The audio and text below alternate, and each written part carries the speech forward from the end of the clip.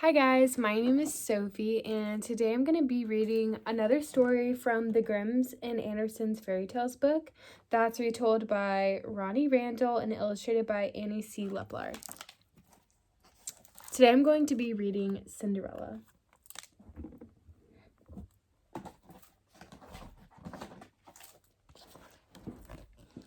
Once upon a time, there was a pretty young girl who lived alone with her father, because sadly the girl's mother had died when she was a baby.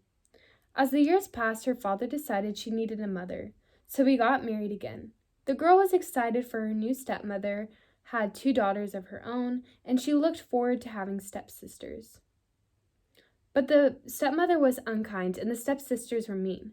The girl, who was a gentle, happy child, did her best to get along with them anyway. Then one day the girl's stepmother said to her, "You must help with the housework." So every day the girl got up at dawn to cook and clean and wash and sew for her stepmother and stepsisters. Soon the girl's pretty clothes were in rags and tatters, and she was not allowed any new ones. Not long after, her stepmother said to the girl, "Since you spend so much time in the kitchen, you can sleep beside the fire." So every night she curled up to sleep beside the fire. Soon her clothes and her hair were so gray with ashes and cinders that everyone called her Cinderella. One morning, a messenger came to the house with a special invitation. There was to be a ball at the royal palace. All the young women in the kingdom were invited so that the young prince could choose a bride. Cinderella's stepsisters were so excited. "We must look our best," they cried. "Cinderella, comb my hair," shouted one stepsister. "Cinderella, lace my dress," ordered the other. "Cinderella, bring my jewels. Cinderella, get my shoes." When they were dressed, the 2 stepsisters admired themselves in the mirror. Cinderella watched and sighed. She wished she could go to the ball too.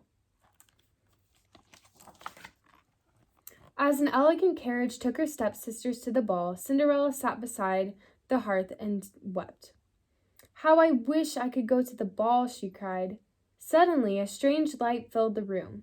"Dry your tears, my dear," said a gentle voice. Cinderella looked up. A golden glow surrounded a kind-looking woman with a glittering wand. "Who are you?" asked Cinderella, blinking in wonder. "I am your fairy godmother," she replied. "I have come to help you to go to the ball." "But how?" asked Cinderella. "I will show you," said her fairy godmother, leading her out to the garden. "Find me a big pumpkin, 6 white mice, 6 frogs, and a rat," said the fairy godmother. Cinderella found everything as quickly as she could. The fairy godmother tapped the pumpkin with her wand. Before Cinderella's eyes, the pumpkin changed into a magnificent golden coach. Next, the fairy godmother waved her wand over the 6 white mice. A shower of sparks lit the air, and suddenly, instead of mice, 6 prancing horses stood before Cinderella. "Oh!" she breathed in delight. Then, with a gentle tap of her wand, the fairy godmother changed the 6 frogs into handsome footmen dressed in green velvet jackets. One more tap, and the rat became a fine coachman. Cinderella was amazed, but still something was not right. "What about my ragged clothes?" she asked. Her fairy godmother answered with a gentle tap of her wand. Instantly, Cinderella's dusty dress became a shimmering ball gown, twinkling with jewels. On her feet were 2 sparkling glass slippers. "Thank you," gasped Cinderella with delight. "Now," said her fairy godmother, "you are ready for the ball. But remember this, you must be home before midnight. At the stroke of midnight, the magic will end and everything will change back to what it was." "I will remember," promised Cinderella as she stepped into the golden carriage. When Cinderella arrived at the ball, everyone turned to look at her. No one knew who Cinderella was. Even her own stepsisters didn't recognize the beautiful girl in the dazzling gown. But the prince thought that she was the loveliest, most enchanting girl he had ever seen. He never left her side and danced only with her before the evening was over. He was in love with her. Cinderella was falling in love with the prince too. As she rolled around the room in his arms, Cinderella felt so happy that she forgot her fairy godmother's warning. All at once, she heard the clock chime once, twice, 12 times.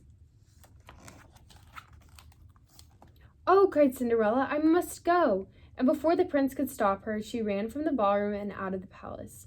"Wait!" cried the prince, dashing after her. But by the time he reached the palace steps, the mysterious girl had disappeared. All he could see was a ragged kitchen maid hurrying toward the palace gates. But then he saw something twinkling on the steps, a single glass slipper. The prince picked it up. "This will help me find her," he said. The next morning, the prince made an announcement. "I will marry the woman whose foot fits the glass slipper," he declared. "I will search the kingdom until I find her." That very day, he began going from house to house looking for his true love. Every young woman in the kingdom tried on the glass slipper, but it didn't fit anyone. At last, the prince came to Cinderella's house. Her stepsisters were waiting to try on the slipper. The first stepsister pushed and squeezed, but she could barely get her fat toes into the tiny slipper. The second stepsister's feet were even bigger, but she too tried to cram her foot into the dainty little shoe. It was no use.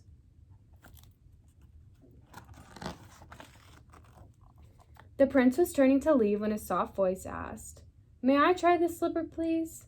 As Cinderella stepped forward to try on the slipper, her stepsisters began to laugh and make fun of her. "Get back into the kitchen where you belong," ordered her stepmother. But the prince stepped forward. "Everyone should have a chance," he said gently, "even a kitchen maid. Please," he said to Cinderella, "try on the slipper." Cinderella sat down and took off her rough wooden clogs.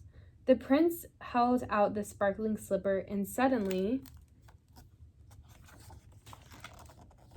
"Oh!" gasped the stepsisters. "Oh my!" choked the stepmother. For of course Cinderella's dainty foot fit into the slipper perfectly. As her stepsisters gazed in amazement, the prince joyfully took Cinderella into his arms. "You are my one true love," the prince said to Cinderella. "Will you be my bride?" "Yes," said Cinderella with shining eyes. Her stepsisters and stepmother were still trembling with shock as they watched Cinderella ride off to the palace in the prince's own carriage. Cinderella and the prince were soon married, and because Cinderella was good and kind, she invited her stepsisters and stepmother to the wedding. They were never unkind again, and Cinderella and the prince lived happily ever after. The end.